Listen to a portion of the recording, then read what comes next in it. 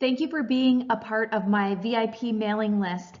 And this week I'm going to give you a video that talks about why you have cravings and why they can be so out of control. I'm going to give you some really great information and I don't want to monopolize your time, so I'm going to keep this to under 5 minutes. And next week I'll give you the part 2 to this how to create a healthy lifestyle series. First of all, you might not realize this, but I was a sugar addict too. I was a junk food junkie. I ate a lot of fast food, a lot of takeout food, a lot of convenience foods, and I was really starting to feel it. I was bloated, I was tired, I was lethargic, and that just wasn't working for me anymore. So I decided that I wanted to do something different. In 2007, I went online, I found a program on the internet, I took a chance, and I decided that I was going to make some changes in my life. And you can too. You can have more energy and it's easier than you think. And I'm going to give you a really amazing tool today to help get you started right away. I mean, like today, you can get started. In this video, I am going to teach you about the polarity in food, why you have cravings, and how to restore balance in your body so that you don't have cravings. So if this seems appealing to you and this seems like a good opportunity, I encourage you to keep watching.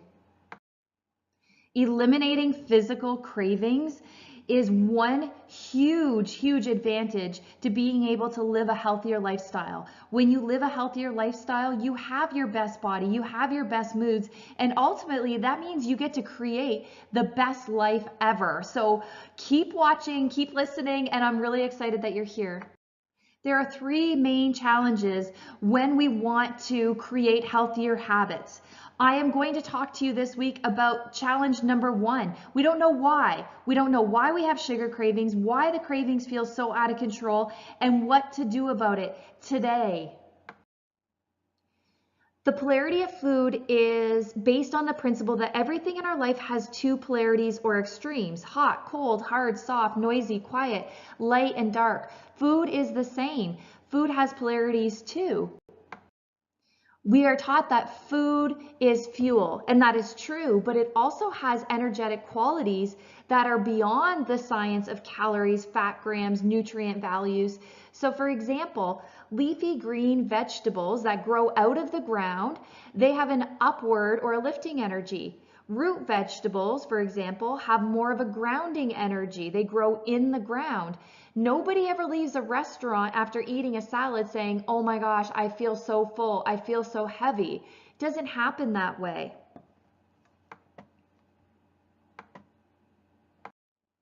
Now, there are extremes. There are foods that I like to call expansive, blissful type foods, and there are foods that are contractive. They have more of a tension feeling. So alcohol, sugar, dairy, those foods make you feel happy, relaxed, light. And the other foods, red meat, salt, eggs, on the opposite end of the spectrum, they make you feel grounded, focused, maybe even a little aggressive when you have too much of them. So these are the extremes. What is a balance?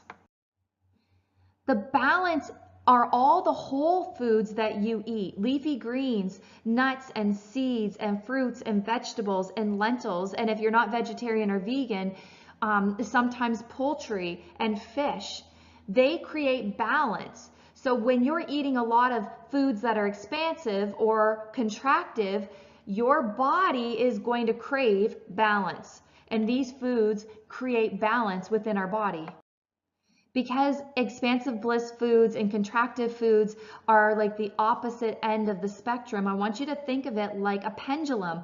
When you have too much of one type of food, your body is going to naturally want to swing in the opposite direction with equal force. That's science. So when you're eating balanced, your body doesn't swing, your moods don't swing, everything is in alignment.